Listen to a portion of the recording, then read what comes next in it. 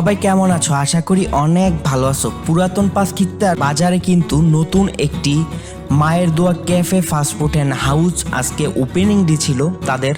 তো সেখানে কিন্তু আমরা সবাই মিলে চলে যাই, কারণ হচ্ছে পুরাতন পাঁচকিত্তার ভিতরে কিন্তু এত সুন্দর ডেকোরেশন আর কোথাও হয় না এখন পর্যন্ত।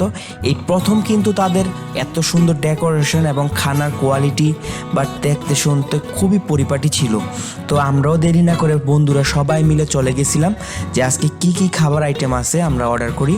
তো প্রথমে যেহেতু আজকে তাদের ওপেনিং ডে ছিল, তারা বেলপুরি এবং ফুচকা ঝালমুড়ি এই তিনটা জিনিস দিয়ে কিন্তু তারা ওপেন করে। তবে পর্যায়ক্রমে তারা বিরিয়ানি, তেহেরি, খিচুড়ি, ভুনা খিচুড়ি, দেন হচ্ছে কাচ্চি, এইসব আইটেমও তারা আস্তে আস্তে যোগ করবে।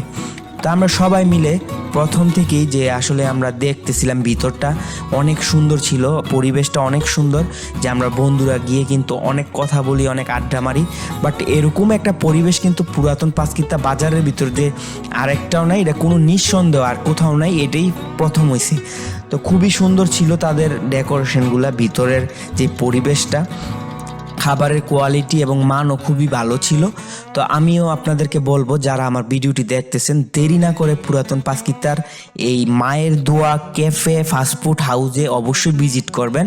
তো সবাইকে ধন্যবাদ, পুরো ভিডিওটা আপনারা দেখতে থাকুন আর কি কি আছে এই ক্যাফেতে।